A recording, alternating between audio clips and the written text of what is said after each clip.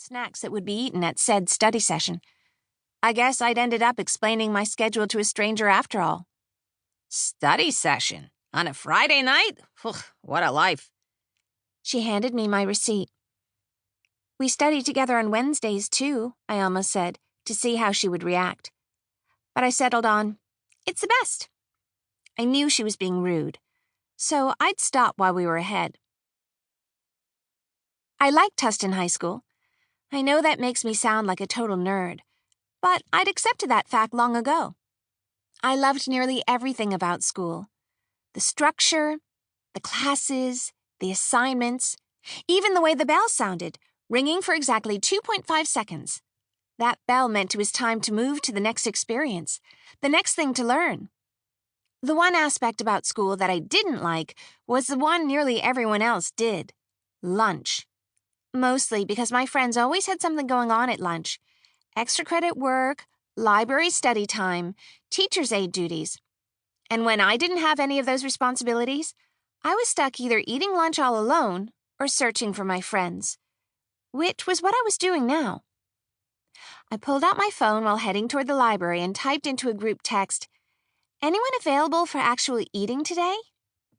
Madeline Nicole Parker.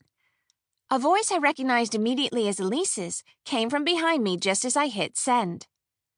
I turned with a smile. She did several leaps across the grass to reach me. The tips of her blonde hair were dyed purple, and she wore a rainbow-colored tutu. "You dressed up for the rally," I said. "You didn't?" I tugged on my cardigan. "Yeah." "Did I look like a ballerina when I was jumping?" I tilted my head. The books clutched to your chest kind of threw off the whole vibe for me." "Maybe that should be my major in college." "What?" "Dance." "Dance? I'm pretty sure college-major dancers have been dancing since they were 3. Elise gnawed on her lip. "True." Unlike Blair and me, Elise didn't have her future planned to the second, so she was constantly trying to figure out what she wanted to do. And with her less than stellar grades, she felt limited. "But," I said, not able to handle her sad face, "you shouldn't deny yourself. Maybe you're a natural." She rolled her eyes, but gave me a side hug. "I could be. You never know." My phone chimed and I read the text from Blair. I'm in the library. Elise was attempting a pirouette, so I took her by the arm and led her across the campus. The smell of barbecue filled the air as we passed the one food truck we never ate at. Well, I didn't eat at most of the food trucks. I brought lunch from home. "Ugh, why must they tease us with their $15 sandwiches?" Elise asked, staring longingly at the truck.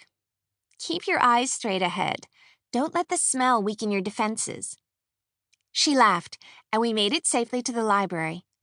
"Hello," Blair said as we joined her at a long wooden table in the middle of the main floor. She had a brown paper bag of food next to her, and her book spread out open in front of her. 3 different subjects. Like somehow she could study all of them at the same time. Maybe she could. Maybe that's how she had edged me out for valedictorian. Her dark hair was pulled back into a neat bun, and she wore a button-down blouse and a skirt. That was one of the areas where we differed. Blair thought that ultimate success started with looking the part. I just dressed for comfort.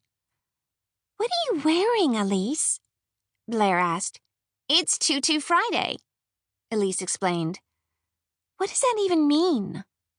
Elise shrugged and dropped her books with a crash onto the table, then cringed at the noise. "It should be Tutu Tuesday instead," I said. "That has a better ring to it. You should try to start that up, Elise." Elise smiled. "Because I have that kind of influence in this school." "Don't you?" She laughed. "Speaking of people with influence, I heard that Trina is having a party tomorrow night. Do you think she did that on purpose?" "I'm guessing that yes, she is throwing a party on purpose," I said, setting my backpack on the floor and sinking into a chair. "No, I mean, do you think she's throwing a party the same night as you are on purpose? For competition or something?" I laughed. Blair looked up from one of her books. "Nobody here cares about Trina's party. She probably shouldn't even..."